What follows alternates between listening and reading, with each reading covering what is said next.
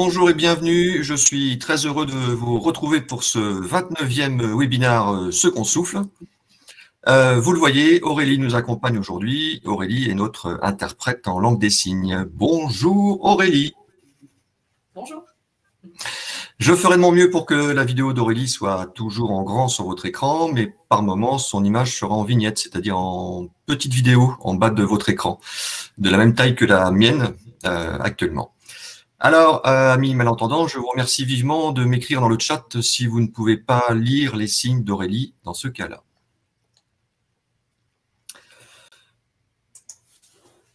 Alors, premier... Hop, désolé pour Aurélie, on va voilà. Donc, Second Souffle, nous sommes une association reconnue d'intérêt général. Nous accompagnons les entrepreneurs à rebondir avec ou sans leur entreprise ou toute autre forme d'emploi. Nous sommes composés de chefs d'entreprise, d'experts métiers et de bénévoles, et nous accompagnons tous les entrepreneurs, micro-entreprises, freelance, indépendants, TPE, PME, avec ou sans salariés, sans limite de temps et sans aucun critère de sélection. Et nous sommes présents en France métropolitaine, mais aussi en Outre-mer. Pour utiliser cette plateforme de webinar, vous avez donc sur le côté droit de votre écran deux onglets, l'onglet chat et l'onglet questions. Le chat, c'est pour discuter entre vous, les questions pour poser vos questions, et puis vous pouvez voter également aux questions des autres, celles que vous trouvez les plus pertinentes. Dans ce cas-là, vous cliquez sur la petite flèche à la droite de la question, ça vous fait un vote, et attention, si vous recliquez sur cette flèche, vous annulez votre vote. Des petits problèmes techniques, c'est tout en haut. Voilà, donc aujourd'hui, deuxième webinaire avec l'association H-Up Entrepreneurs et nos deux invités, Anthony Martins et Sylvain Payette, tous les deux entrepreneurs et sportifs de haut niveau. Mais avant de commencer, nous allons prendre quelques minutes pour vous présenter les actions de cette belle association H-Up Entrepreneurs. Et pour en parler, nous accueillons Laura Verlac. Bonjour à tous. Bonjour, merci William. Donc, je suis Laura Verlac, responsable nationale des programmes chez H-Up. H-Up Entrepreneurs, qu'est-ce que c'est? Donc, on est une association qui, depuis 2008, représente et accélère la réussite des entrepreneurs en situation de handicap grâce à une équipe de plus de 300 coachs et experts projets bénévoles. Notre but, c'est bien de soutenir tous les entrepreneurs en situation de handicap, qu'ils soient créateurs ou déjà dirigeants. Et un petit rappel pour vous dire que l'entrepreneuriat en situation de handicap, c'est quelque chose qui concerne 75 000 personnes en France et on a plus de 8 000 créations d'entreprises qui sont portées par des travailleurs indépendants handicapés par an. Un rapide mot pour vous parler de nos différents programmes d'accompagnement chez H-Up. On accompagne des entrepreneurs à tout stade d'avancement de leur projet. Notre premier programme Déclic H-Up permet de sensibiliser à l'entrepreneuriat des personnes en situation de handicap qui en sont éloignées. Notre programme parrainage de compétences permet d'accompagner en binôme des porteurs de projets ou des entrepreneurs afin qu'ils renforcent leurs compétences ou qu'ils structurent leurs projets. Notre programme H-Up Academy est un programme d'accélération pour des entrepreneurs déjà installés. Et enfin, aujourd'hui, nous sommes ici dans le cadre du projet Rebond TIH, qui est un programme d'accompagnement exceptionnel qui a été monté grâce avec l'AGFIP, qui a été co-construit entre l'AGFIP et nous, H-Up. Et le but, c'est d'accompagner 150 entrepreneurs expérimentés, c'est-à-dire à peu près 3 ans d'activité, d'ici fin mai 2021, grâce à toute une sélection de parcours pour permettre de prendre de la hauteur sur son entreprise. Donc, chers entrepreneurs TIH expérimentés, si vous avez envie de réinventer le futur de votre entreprise et de bénéficier d'un accompagnement adapté à vos besoins, ainsi et surtout d'un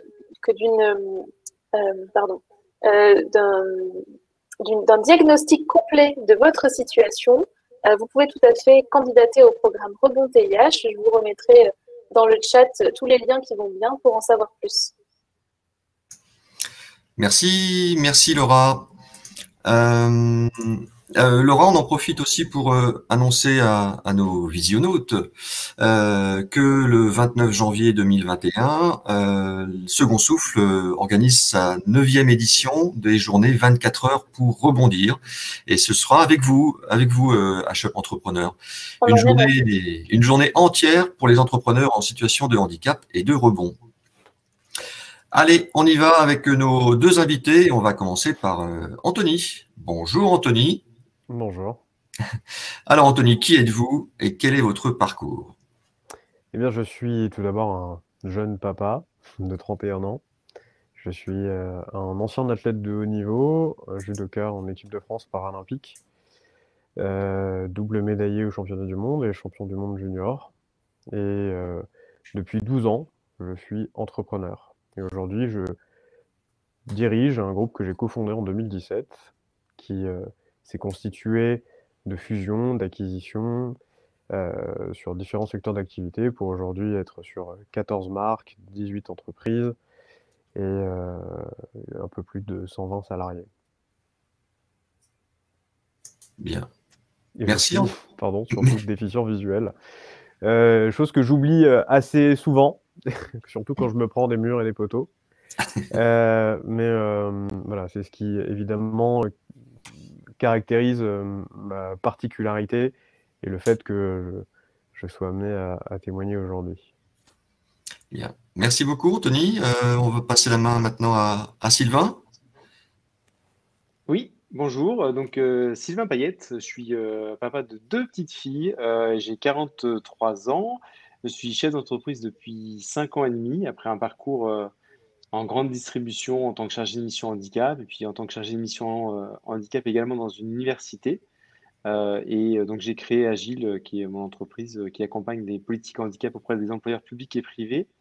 Et puis avant ça, j'ai eu l'occasion comme Anthony, d'être en équipe de France paralympique, parce que j'ai participé aux Jeux de Sydney, et puis j'ai été aussi médaillé sur des championnats du monde au millénaire dernier, en 1998, en natation, en handisport, et j'ai pour conséquence d'avoir, par rapport à ma pathologie, un handicap moteur, donc avec des potentielles difficultés de mobilité pour pouvoir se déplacer ou pour avoir du port de charge, voilà, pour les conséquences par rapport et le pourquoi de la présence aujourd'hui par rapport à cette spécificité. Très bien. Merci messieurs. On va lancer le sujet du jour. Hein. Entreprendre, est-ce que c'est un sport de haut niveau? Je suis sûr que vous avez la réponse. Mais pour animer cette entreprise et sa passion qui peut être le sport, comme vous, justement, la passion, est-ce que c'est l'élément déclencheur qui motive le plus pour le sport, mais également pour entreprendre? Sylvain, Anthony? Oui, je vais peut-être commencer.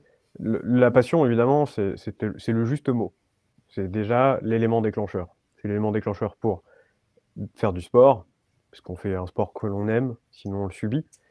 Et pour entreprendre, c'est pareil. Il faut être passionné. Sinon, le matin, quand on se lève, on n'a pas la motivation qui nous permet de démarrer sa journée et de faire face aux difficultés qui sont également celles de l'entrepreneuriat. Donc la passion, oui, c'est le premier moteur. Et puis surtout, aujourd'hui, pour les gens qui nous regardent, Sylvain et moi-même, peuvent se dire, ouais, mais je ne suis pas vraiment concerné par le sujet aujourd'hui qui nous est présenté, puisque je ne suis pas sportif de haut niveau, ce qui est peut-être le cas de tous, de quelques-uns, je n'en sais rien. En réalité, je tiens à lever un complexe tout de suite, on ne naît pas athlète de haut niveau, on ne naît pas entrepreneur, on le devient. Et on le devient par force de travail, de rigueur, mais surtout de motivation qui naît de la passion. Sylvain? Alors, ouais, complètement. Enfin, la passion, c'est le carburant qui fait que le moteur peut tourner tous les matins. En tout cas, moi, c'est comme ça aussi que je le vis et je l'ai vécu quand j'étais sportif de haut niveau. C'est la passion pour son sport, pour sa pratique sportive, pour le dépassement de soi. Et la passion est vraiment le carburant qui, normalement, doit être inépuisable. Donc, il faut l'entretenir, cette passion. Tout comme dans le monde de l'entreprise, on va devoir entretenir cette passion de diriger son entreprise. Alors moi, mon entreprise est beaucoup moins importante que celle d'Anthony en termes d'effectifs, puisque je suis travailleur indépendant handicapé, donc je suis mon propre patron. Donc cette passion, elle doit être entretenue tous les matins, comme pour aller nager à l'époque où je le faisais. Et sans cette passion, c'est vrai que voilà, c'est quelque chose qui se cultive, qui s'entretient avec les interactions qu'on peut avoir avec les autres. Je vois que dans les participants, il y a des gens que je connais et c'est vrai que l'échange et l'interaction avec avec les gens qu'on peut rencontrer est une forme de. En tout cas, moi, je suis passionné de rencontrer des gens, donc c'est aussi un des carburants qui fait que tous les matins, on peut se lever sur la partie professionnelle pour avoir voilà, plaisir à faire les choses. Et entre la passion et le plaisir, c'est deux notions qui sont vraiment très liées parce qu'on peut avoir une passion et ne plus avoir de plaisir et ça devient une dépassion et une déraison. Mais en tout cas, c'est aujourd'hui les deux moteurs importants en termes de carburant qui permettent d'aller plus loin. Très bien. Donc pour aller plus loin, il faut savoir se dépasser. Se dépasser, oui, ça fait partie forcément du jeu. En tout cas, dans le sport de haut niveau, mais même le sport tout court. Un jour, par exemple, pour un athlète en athlétisme, il va faire un temps. Son objectif, ça va être de le battre. C'est assez similaire dans l'entrepreneuriat, c'est que on atteint au début le premier millier d'euros de chiffre d'affaires et on est très content. Puis les 10 000, les 20, 30, on arrive à 100K, puis 1 million, et etc., etc. Et puis aussi loin qu'on puisse aller. Donc oui, il y a nécessairement une notion de dépassement de soi qui est inéluctable. Ça, c'est forcément inhérent à la carrière de sportif, mais c'est aussi inhérent principalement à la carrière d'entrepreneur. Et j'ai même envie de vous dire que le sport, de manière générale, et la carrière de sportif de haut niveau, c'est une forme d'entrepreneuriat. Il y a beaucoup de choses dont on doit tenir compte. On doit tenir compte de sa performance, la performance qui emmène au résultat, et je pense qu'on y reviendra tout à l'heure. Et exactement, en fait, le dépassement, ça permet de pouvoir dépasser à la fois les objectifs, qu'ils soient sportifs ou qu'ils soient en tant qu'entrepreneur, euh, de se dépasser, en tout cas de pouvoir avoir des buts et de pouvoir cranter sur des éléments, puis aussi capitaliser sur les réussites.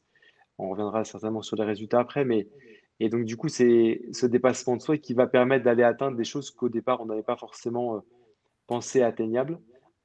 Tout comme dans le sport, on peut se dire que voilà, j'ai fait tel ou tel temps ou tel et tel exploit sportif qu'on ne pensait pas forcément réalisable au départ. Et je rejoins aussi Anthony sur le fait que un sportif de haut niveau, il est aussi un peu quelque part un entrepreneur, c'est qu'il doit gérer à la fois avec les personnes ressources qui va les mobiliser, tout comme un chef d'entreprise, il va aller chercher des compétences dans la vie de son entreprise.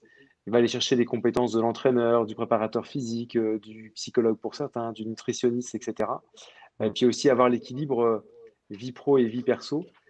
Tout comme dans le sport, on doit aussi un équilibre entre sa passion de pratiquer un sport et puis son équilibre familial qui doivent être voilà, toujours ménagés avec la plus grande intention, même si on est parfois, par passion, très emprunt à se noyer, sans jeu de mots, dans son travail ou dans son sport. Ouais.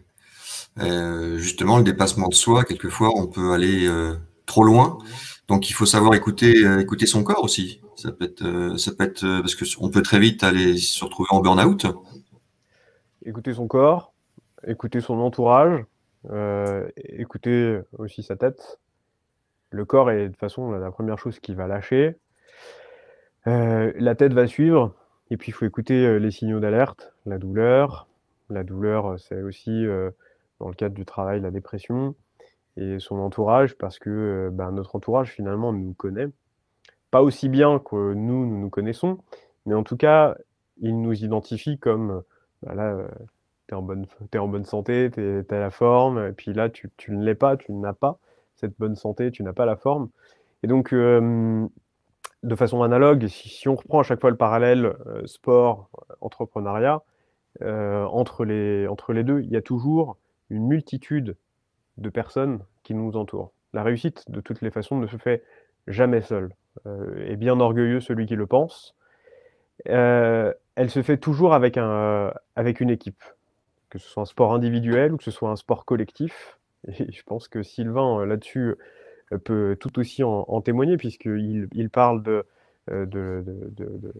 son entraîneur, lui-même est entraîneur, il me semble. Et dans l'entrepreneuriat, eh bien, on a aussi une équipe. On a des gens qui bossent pour nous, il y a des gens qui bossent avec nous. Nos clients eux-mêmes sont notre entourage premier. Et oui, il faut savoir écouter les moments où on est en surcharge, où on n'est plus en capacité d'encaisser. Et pour ma part, ce que j'ai réussi avec le temps à travailler, ce n'est plus à encaisser, mais c'est à faire glisser sur moi.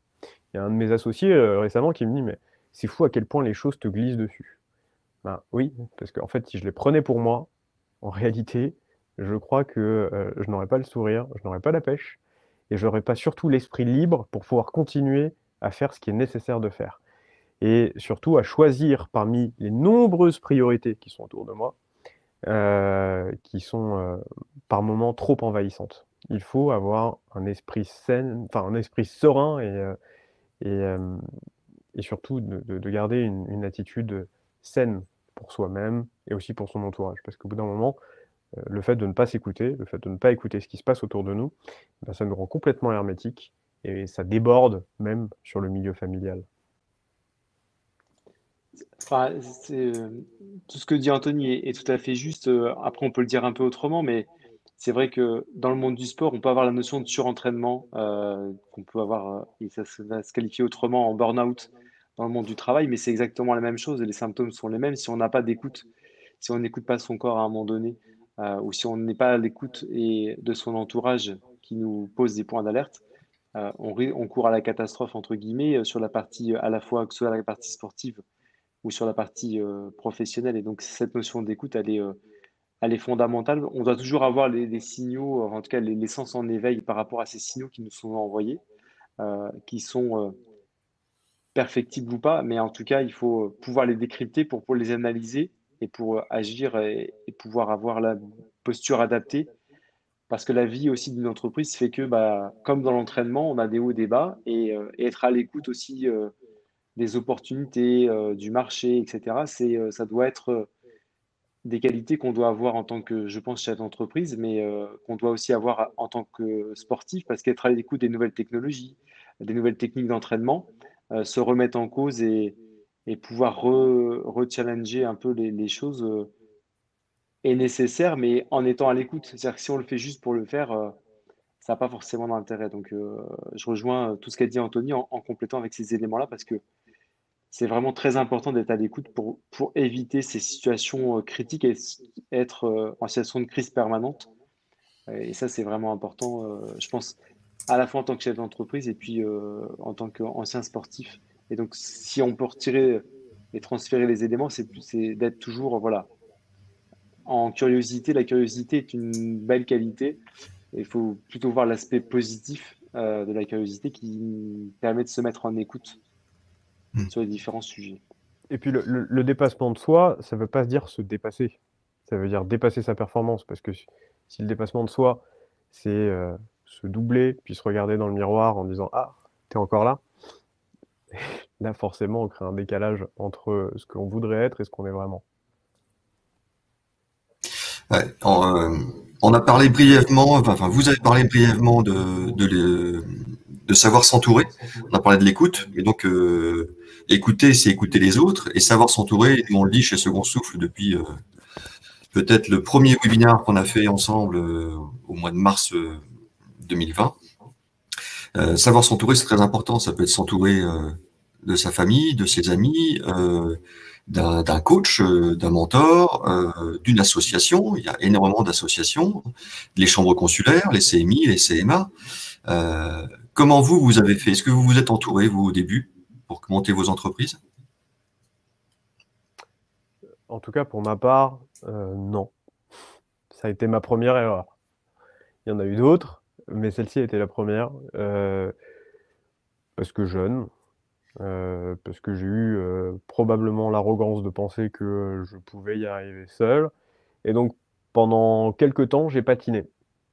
Et puis, il y a eu des gens bienveillants, notamment issus du sport, issus aussi du monde de la musique dans lequel j'étais, et qui m'ont adressé un peu de d'entraide, qui m'ont tendu la main. Et là, j'ai compris à quel point c'était nécessaire d'être entouré, à quel point c'était nécessaire aussi de cultiver alors on appelle ça le réseau.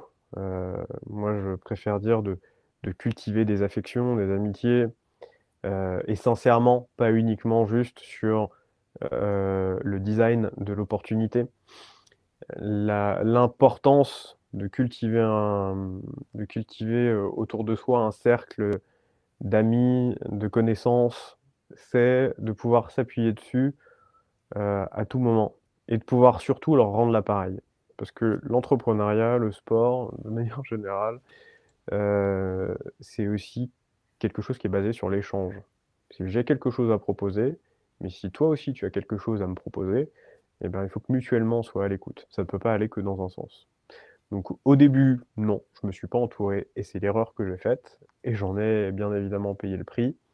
Aujourd'hui, le moins qu'on puisse dire, c'est que je suis hyper entouré et que ça me permet de pouvoir gérer plusieurs entreprises, une multitude de salariés, d'ailleurs que je ne gère plus puisque ce sont des gens qui les gèrent à mes côtés, et d'avoir une équipe extrêmement soudée. Alors moi j'ai un parcours un peu autre, mais j'ai eu je considère que la vie est faite de rencontres et j'ai eu des belles rencontres, alors des moins belles, mais en tout cas moi je retiens toujours les plus belles et j'en ai eu notamment au moment de créer mon entreprise, où voilà, j'ai rencontré des personnes qui m'ont dit bah voilà, on va en tout cas t'encourager. Et puis voilà, dans une situation qui était un peu complexe au moment, mais en tout cas très vite, l'effet rebond, si on est sur le thème, j'ai pu rebondir grâce à des appuis et grâce à des personnes, notamment. Alors je me suis fait appuyer au départ par la BGE, j'y croyais pas trop. Je voyais plutôt ça comme une contrainte, mais en fait, c'était une belle opportunité d'échanger avec une conseillère de la BGE, Mathilde, que je remercie en passant, mais même si je sais qu'elle n'est pas là, mais en tout cas, ça a permis de pouvoir échanger assez simplement sur le projet, comme le fait HUP aujourd'hui sur l'accompagnement des TIH, en se disant, voilà, bah, j'ai telle idée, tiens, est-ce que c'est une bonne idée ou pas bonne idée? À la limite, l'idée en elle-même, c'est pas le plus important, je pense, c'est l'engagement et l'envie qu'on va mettre autour et la passion qu'on va pouvoir avoir autour de ça. Alors oui, il faut aussi que l'idée soit bonne et corresponde à un marché, ça c'est sûr, mais en tout cas, moi j'ai réussi à être entouré assez rapidement et puis c'était le cercle familial est aussi un cercle qui est très très important parce que sans ça, on peut pas être tout seul en fait, comme le disait Anthony, on peut pas s'entourer tout seul. Il faut forcément qu'on ait des vraies personnes autour de nous, que ce soit le cercle familial, le cercle des amis ou le cercle d'autres entrepreneurs qui nous donnent un coup de main au départ et qui nous aident à nous mettre à cheval ou à mettre le pied à l'étrier si on veut utiliser un autre terme sportif, pour pouvoir voilà, avancer. Et moi, je considère qu'en fait, les gens qui m'ont donné ou qui m'ont permis de me mettre en selle, bah, aujourd'hui, même si c'est pas eux que je le rends, on peut parfois aussi le rendre aux autres. Et c'est pour ça que parfois j'ai d'autres engagements associatifs comme dans HOP.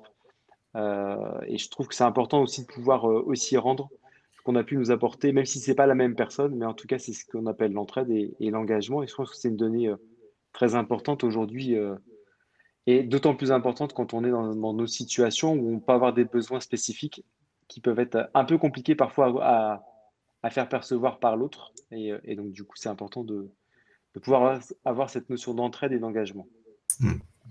Alors, je ne sais pas si tout le monde s'en rend compte, a bien entendu, mais dans vos deux interventions, Sylvain et Anthony, le nombre de mots que vous avez utilisés qui vient du monde sportif. Sylvain a parlé au début, il avait patiné, donc il est judoka patineur. Et puis Sylvain a utilisé des termes équins, hein, mettre à l'étrier, se remettre sur selle. Donc comme quoi, même dans notre langage, le sport mène à tout, hein, on l'utilise dans notre langage quotidien. Je voulais rebondir sur le fait de monter son entreprise, justement, savoir s'entourer. Il y a plein d'aides, effectivement, pour construire son projet, découvrir ses idées. Enfin, approuver ces idées par d'autres personnes ou d'autres organismes. Chez Second Souffle, nous, depuis 10 ans que l'on aide les entrepreneurs en difficulté ou à rebondir après un échec, on s'est aperçu que les échecs, ils n'étaient pas forcément liés au projet en lui-même de l'entreprise, de l'entrepreneur, mais ils étaient plutôt liés à la posture entrepreneuriale que n'avait pas le chef d'entreprise. C'est pour ça qu'on a développé un programme qui s'appelle Mon Coach Entrepreneur, et justement qui sert à déterminer les points sur lesquels un futur chef d'entreprise doit le plus se pencher, s'améliorer, pour vraiment avoir les qualités, je dirais, intrinsèques, minimales, pour être chef d'entreprise. On va parler d'engagement maintenant. Allons-y. Pardon. Engagez-vous, s'engager dans le sport, s'engager dans l'entrepreneuriat. Sylvain, Anthony? L'engagement, de toute façon, ça revient à ce qu'on disait au départ. La passion, c'est ce qui nous motive. L'engagement, c'est le temps qu'on va décider de consacrer et l'énergie qu'on va décider de consacrer à cette passion, à cette motivation. C'est à l'instar de quelque chose de beaucoup plus personnel, et ce que j'aime bien dire, surtout aux gens autour de moi qui sont un peu pris par leurs émotions. L'émotion, c'est ce qu'on ressent sur l'instant, et le sentiment, c'est le temps qu'on décide d'y consacrer. Eh bien, pour moi, c'est exactement pareil. La passion, c'est ce qui nous envahit à chaque instant, mais elle peut redescendre. Alors que l'engagement, c'est la promesse que l'on fait à cette passion de perdurer dans le temps. Et donc, lorsqu'on va dans le sport, et je continuerai à faire le parallèle jusqu'au bout,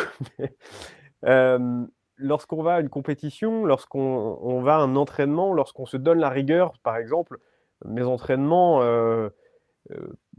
depuis que je suis tout petit, c'était tous les samedis, puis après tous les vendredis, à 20h, fatigué, pas fatigué, malade, pas malade. Eh bien, le simple fait d'y aller me redonnait la pêche.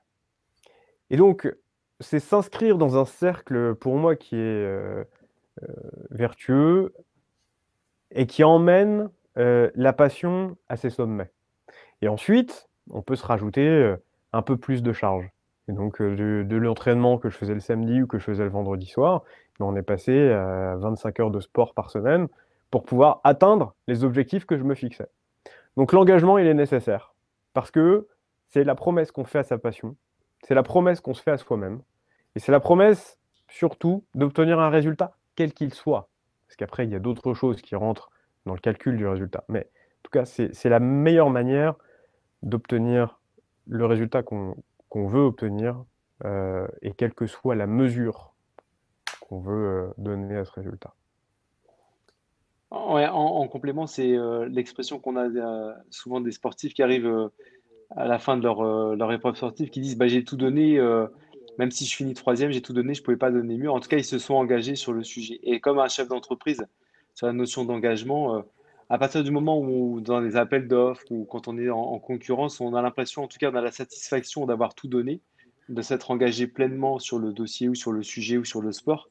Bah voilà, c'est un, comme le dit Anthony, c'est la garantie que voilà, notre passion, on entretient cette flamme de la passion pour tel ou tel sujet. Et sans engagement, en fait, cette passion, elle s'éteint toute seule.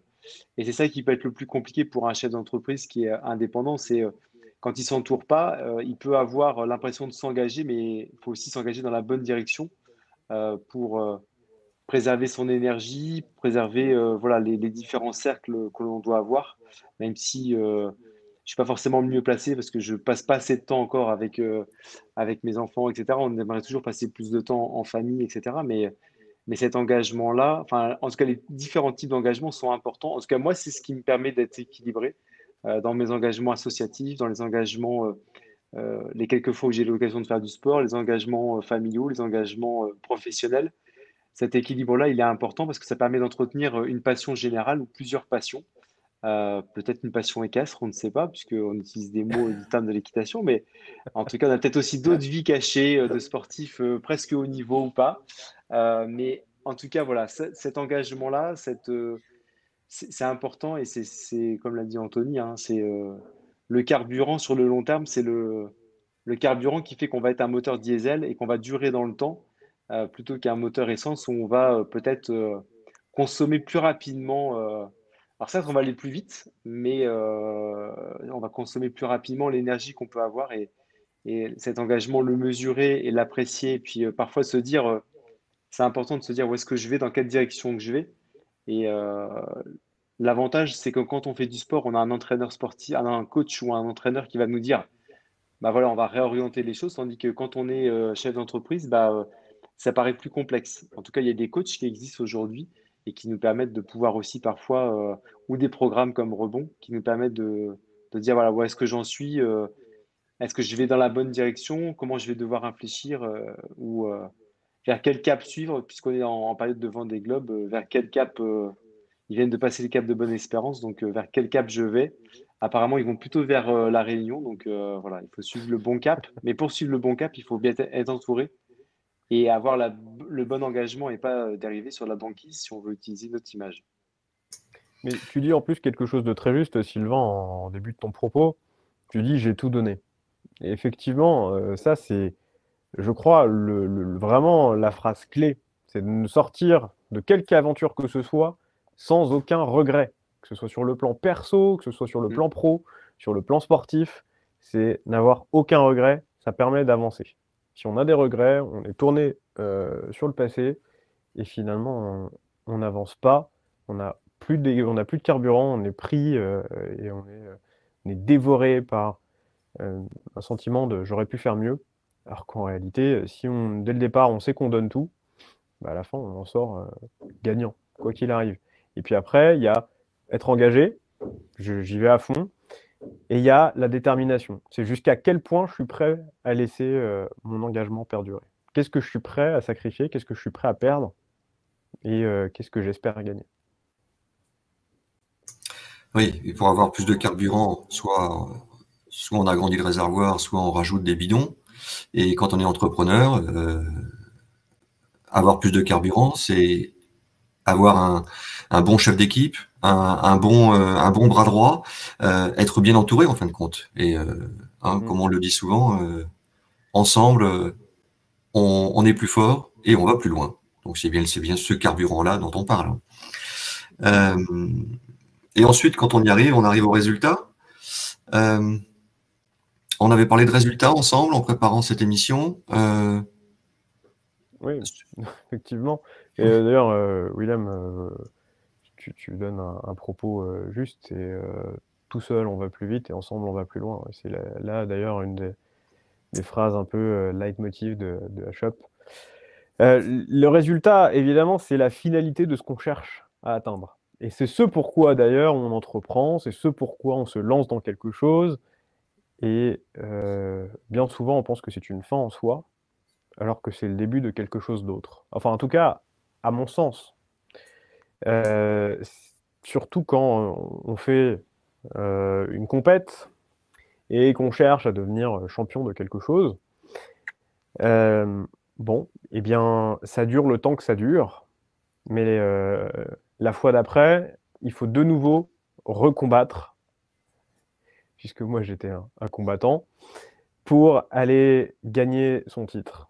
Ce qui, dans ma carrière de sportif, par moments m'a fait défaut, puisque je me suis appuyé sur des acquis.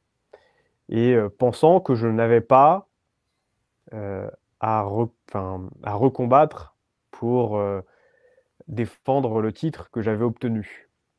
Or, c'est une erreur que de penser que les choses nous sont acquises. Rien n'est acquis. C'est un parallèle que l'on peut faire avec notre clientèle. Si on pense que ça y est, on a obtenu notre client et qu'on peut se permettre de ne plus le considérer avec le même égard qu'on avait pour lui au moment où on cherchait à le convoiter, eh bien, au bout d'un moment, on va le perdre. Et je ferai ce parallèle aussi avec une vie plus personnelle. Si on pense que la personne avec laquelle nous vivons nous est acquise, eh bien, forcément, au bout d'un moment, notre attention n'est plus la même, les petits gestes d'attention ne sont plus les mêmes non plus, et au bout d'un moment, eh ben, on finit par se retrouver tout seul. Donc l'entrepreneuriat, c'est la même chose. Et le résultat n'est pas une fin en soi. Le résultat, c'est juste un point qu'on fixe à l'horizon, qu'on cherche à atteindre. Et une fois qu'on y est, on regarde plus loin et on cherche à en fixer un autre, etc., etc. En tout cas, à mon sens, c'est cela. Et le résultat, il peut être positif comme il peut être négatif. Mais le tout, c'est à un moment d'arrêter la timeline, la ligne de temps, et de se dire, à ce moment-là, je fais le point, je fais le bilan.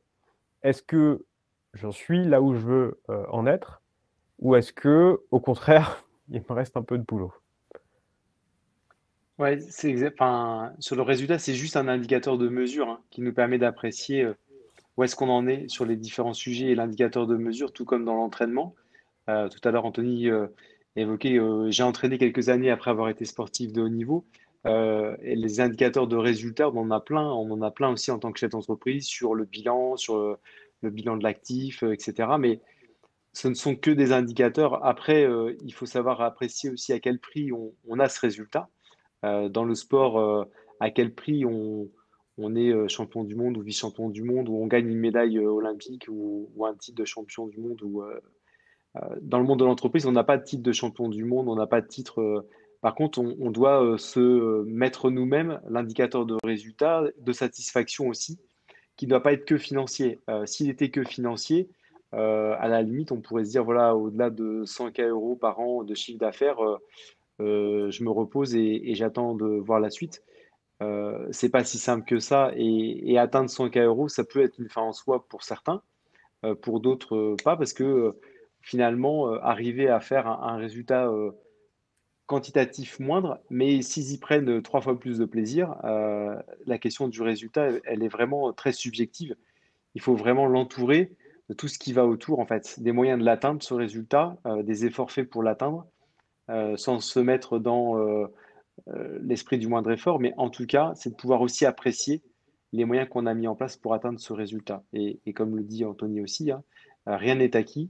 Il faut sans cesse remettre le cœur à l'ouvrage, d'où la notion d'engagement nécessaire juste avant pour entretenir ce résultat, si c'est l'objectif, le dépasser si on veut le dépasser.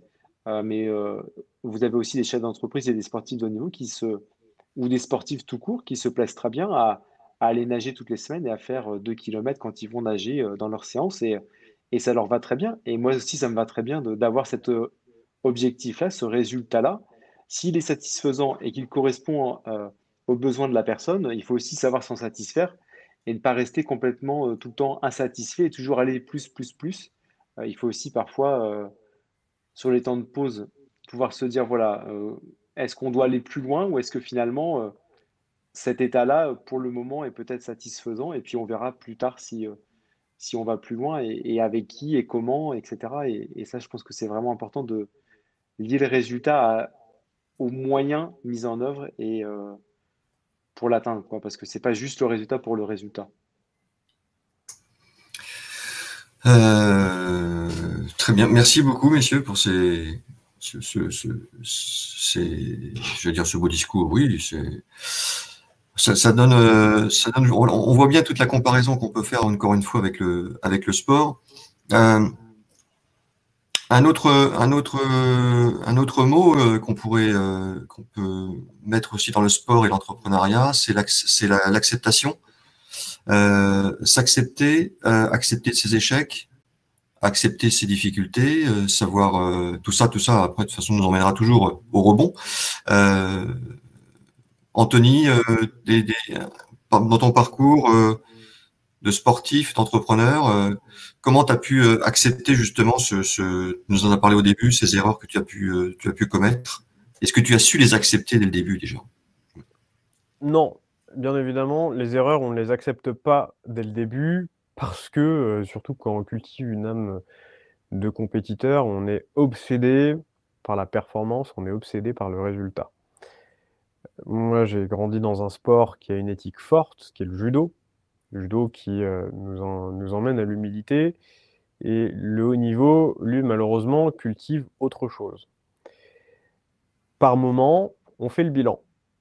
Et ce bilan nous permet de se dire, enfin de nous dire, là, clairement, t'as merdé. Mais l'état de fait n'est pas de dire qu'à ce moment-là, on a mal fait les choses. C'est de se dire, qu'est-ce qui n'a pas marché? Donc, à ce moment-là, on prend aussi le temps de l'accepter.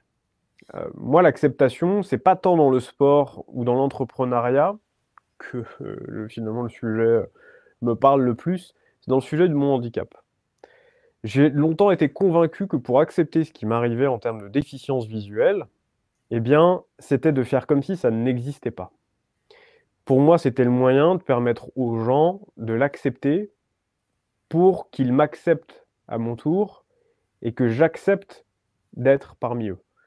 Alors c'est un peu capillotracté, j'en conviens, mais l'idée, elle est vraiment dans le fait que si on s'accepte déjà à la base, eh bien, on est en capacité de faire accepter aux autres ce que l'on est. Et moi, ça, c'est ce que j'ai mis beaucoup de temps à comprendre.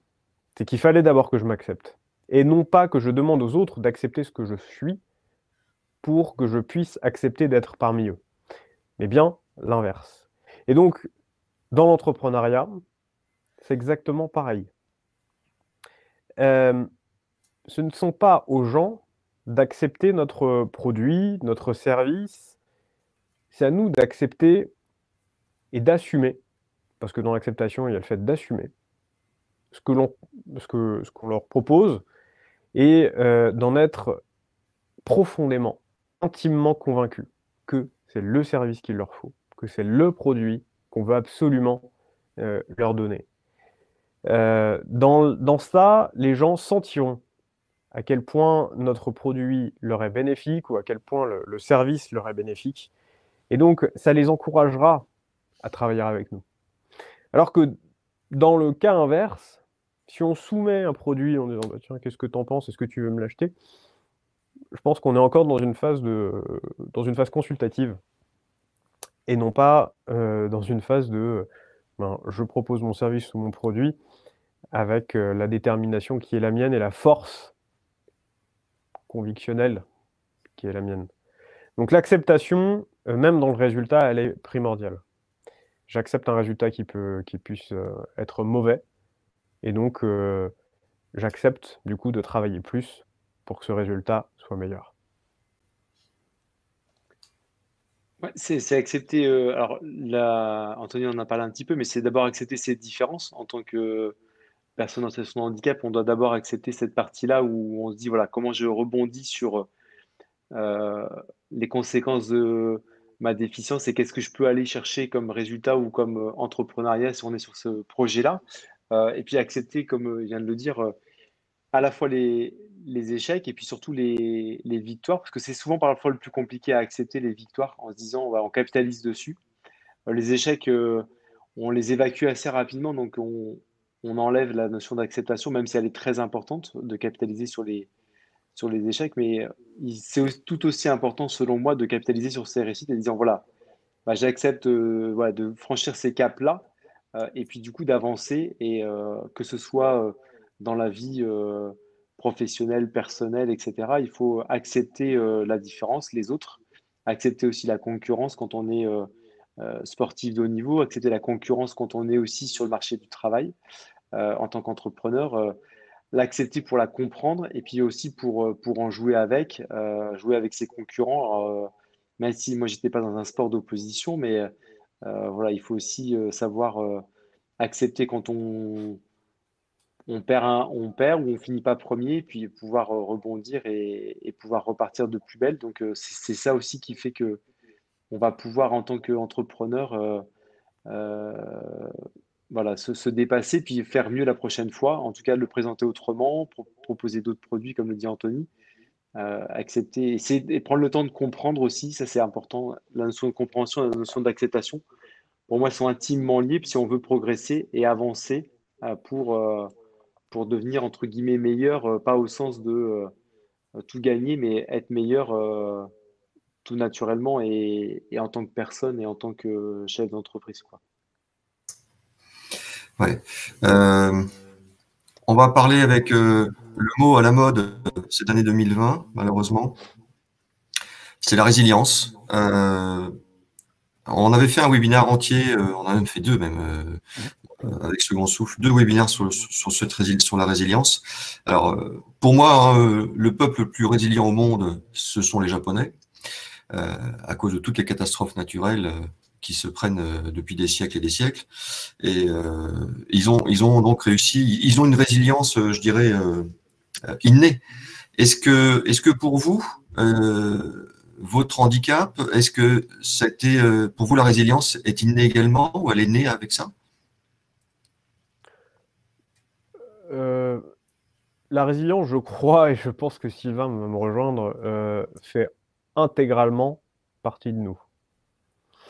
Et effectivement, 2020 est une année, c'est l'année de la résilience, très clairement, parce que on a été mondialement touché par une grande catastrophe, à bien des égards, sanitaires, économiques, même sur nos valeurs fondamentales. Et c'est cette capacité de rebond. Et le handicap, par essence, c'est soit j'accepte et puis je rentre dans la case handicap et je subis la société, soit j'accepte le handicap, mais je décide d'en faire autre chose. Je décide de cultiver la force que je peux en tirer. Et là, on arrive vraiment, selon moi, dans un phénomène de résilience. Si je m'en réfère à ce qui nous est arrivé avec mes associés et moi-même en début d'année, on allait monter une marque de parfumerie dite de niche ou de luxe sur le circuit de distribution dans ce qu'on appelle le travel retail, donc les aéroports, les gares, etc. On a été mais totalement freiné par le premier confinement. Et là, la réflexion a été de dire, est-ce qu'on met tout le monde au chômage? Ou est-ce qu'on continue? Mais alors, qu'est-ce qu'on fait? Eh bien, très clairement, là, tout le monde a vécu cette situation comme un handicap. Et donc, la notion n'est plus de se dire, eh ben, je suis freiné, mais c'est de dire plutôt, où est-ce que je vais? Et donc, on a décidé de faire une marque de gel hydroalcoolique, qui aujourd'hui est une marque qui existe, qui a sa clientèle, et finalement qui a un peu bouleversé nos plans, mais ce n'est pas grave. On a rebondi. Et c'est ça qui est le plus important. Et il y a le début d'un poème que j'aime beaucoup, qui dit que si tu es capable de voir l'œuvre de ta vie détruite en une seconde et sans soupirer, eh bien, et que tu es capable de reconstruire également sans soupirer, eh bien, alors, il dit: «Tu seras un homme, mon fils». C'est pas très inclusif, mais l'idée, elle est là. C'est de voir que les choses peuvent disparaître, mais si on est capable de reconstruire aussitôt derrière et en se disant: «C'est la vie», sans être fataliste, mais c'est pas grave. On y va, on se relève. En tout cas, moi, au judo, c'est ce qu'on m'a appris. Tu peux chuter, l'important, c'est pas la chute, c'est de se relever. Et donc, la résilience, elle est là. Elle est aussi dans le fait de se dire: «Bah, j'ai une passion. De cette passion, je me dépasse, je reste quand même à l'écoute de ce qui se passe, je suis engagé, je vais aussi à la recherche du résultat, puis je l'accepte et enfin, je suis capable de prendre la bonne décision. Aller plus loin ou par moment, ça veut aussi dire s'arrêter. C'est important par moment de se mettre le curseur en se disant: «Bon, bah, là, stop, j'en ai assez fait les frais, je vais dans une autre direction, quoi qu'il arrive». Ouais, la notion de résilience, alors on pourrait dire qu'automatiquement les personnes en situation de handicap l'ont. La notion de résilience, c'est la capacité à encaisser les chocs et à pouvoir rebondir. Bah, on est aussi des personnes, comme les autres, même si, par définition, peut-être qu'on ne l'est pas, mais en tout cas, on est tous enfin, on peut aussi avoir l'angle de vue qu'on est, tous différents, et cetera, mais c'est pas inné, en tout cas, chez les personnes en situation de handicap d'avoir cette notion de résilience. Il y en a qui l'ont, il y en a qui l'ont pas. Et c'est bien naturel parce que voilà, on a des personnes en situation de handicap qui sont comme tout le monde, différentes, qui ont cette capacité à pouvoir absorber les chocs ou les accidents de la vie. Et Alors, elle est importante parce qu'elle va nous permettre de positiver, de voir le verre d'eau toujours à moitié plein plutôt qu'à moitié vide. Moi, c'est plutôt la façon dont je vois la vie. Plutôt le verre d'eau à moitié plein, ça permet de pouvoir apprécier ce qui reste encore soit à déguster, soit à boire, ou en fonction des situations ou des moments. À la veille du week-end, on peut se dire que pour l'apéritif, c'est bien d'avoir un verre à moitié plein qu'à moitié vide. C'est toujours plus sympa, même si on le fait en distanciel. Tu peux Mais en tout continuer cas, à voilà, nager. cette notion, cette notion de résilience, c'est vrai qu'elle est importante, mais c'est pas non plus. Voilà, c'est un élément clé, mais c'est pas l'élément fondamental. C'est pas, ce que je veux dire, c'est que c'est pas automatique. C'est pas parce qu'on est en situation de handicap qu'on est forcément résilient. On a aussi des personnes en situation de handicap qui n'ont pas cette capacité de résilience et qu'il faut accompagner autrement sur d'autres chemins. Et tout le monde ne sera pas demain chef d'entreprise. Moi, quand j'ai créé mon entreprise, quelques années avant, si on m'avait posé la question, est-ce que tu seras demain chef d'entreprise, j'aurais certainement dit non. Voilà, la vie a fait que je le suis aujourd'hui, et peut-être que dans 3 ou 4 ans ou 5 ans, je ferai autre chose. Ça, on ne sait pas. Et donc, du coup, moi, je le prends comme une opportunité qui fait que, à un instant T, je suis bien à l'endroit où je suis, je prends plaisir à être avec les gens que je suis, à côtoyer les professionnels avec lesquels j'échange, etc. Et puis peut-être que demain, je ferai autre chose. Mais alors, est-ce que ça, c'est la résilience? Peut-être ou pas. Mais en tout cas, moi, c'est ma manière de pouvoir absorber les chocs ou pouvoir rebondir au quotidien, en étant entouré, évidemment, c'est l'élément clé. Merci. Merci, messieurs. On a une question, vous y avez répondu en partie tout à l'heure, mais je vais la mettre à l'écran. C'est une question de Patrick. Un sportif de haut niveau a quasiment toujours un coach, un chef d'entreprise a rarement un coach. Comment expliquer cette différence alors que les deux sont en hyper compétition? Alors, le coach, un chef d'entreprise a rarement un coach. Après, c'est souvent sur son développement personnel quand il doit faire du management. Les deux sont en hyper compétition, oui et non.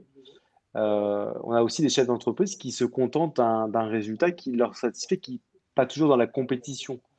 Enfin, moi, je nuance un peu sur la notion d'hyper-compétition de chef d'entreprise. On a des chefs d'entreprise qui sont dans cette hyper-compétition, je suis d'accord.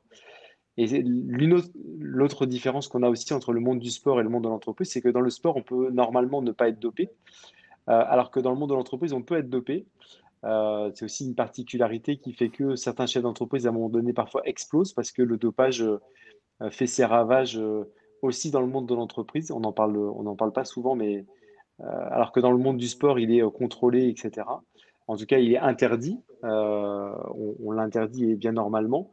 Euh, je trouve que voilà, c'est vrai qu'on n'a pas systématiquement de coach en entreprise, mais c'est tout l'intérêt d'associations comme Second Souffle et comme HF de pouvoir accompagner justement ces nouveaux chefs d'entreprise et de faire le lien avec voilà, la prise de recul et l'apport d'une expertise externe qui va nous permettre de prendre de la distance par rapport à notre engagement. Puis je rebondis sur ce que dit Sylvain. Dans le sport, il y a une notion fondamentale, c'est celle de l'échange bienveillant, de l'entraide, des valeurs. Chaque sport a toujours un espèce de code moral, nous on l'a en tout cas dans le judo, mais ça se retrouve dans la discipline. L'entrepreneuriat, c'est un marché immense, global, endémique, qui n'a fondamentalement que pour seule règle les consignes fiscales, sociales, patronales, et qui n'a, pour ainsi dire, seul leitmotiv, la monnaie, l'argent. Et donc, dans l'entrepreneuriat, eh bien, dès lors qu'il s'agit d'être coaché, entraîne inéluctablement la notion de transaction entre un coach et l'entrepreneur qui doit être drivé. Et ce qu'on n'a pas dans le sport. Dans le sport, on paye une licence, c'est un système un peu plus mutualiste. Et donc, c'est là où c'est plus facile de coacher quelqu'un parce que le coach est là pour ça. Et la personne qui vient s'entraîner de son côté vient pour se faire entraîner, se faire coacher et la notion transactionnelle n'y est pas. Et lorsqu'on démarre une entreprise, une activité d'entrepreneur, eh bien, au début, malheureusement, on a tendance tout le temps à dire que le nerf de la guerre, c'est l'argent, et ce n'est pas pour rien. Et c'est pour ça que des associations comme Second Souffle, HUP Entrepreneur et d'autres ont la bienveillance de ramener l'entrepreneur à ce qu'il est vraiment. Une femme, un homme, avec ses qualités et tous ses doutes.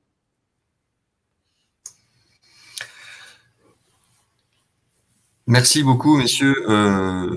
On va conclure à ce que je le savais en japonais, mais je l'ai oublié. Mais c'est vrai qu'en chinois également, comme dit Philippe dans le chat, le mot crise en chinois s'écrit avec 2 idéogrammes. Et l'un veut dire danger et l'autre veut dire opportunité. Voilà. Laura, c'est un petit mot peut-être pour terminer aussi? Oui, merci beaucoup. Merci à tous. Merci Sylvain et Anthony pour ce beau parallèle sport et entreprendre. Moi, j'aurais aimé conclure juste sur peut-être un dernier mot que vous avez, chacun peut-être un mot d'encouragement face justement, on a atterri sur la notion de rebond, face à cette crise actuelle, à tous les défis qui peuvent attendre les entrepreneurs. Est-ce que vous avez chacun un petit mot de conclusion, outre le fait que faut nous rejoindre sur notre programme Rebond. Est-ce que chacun, voilà, vous voulez dire un petit mot là-dessus?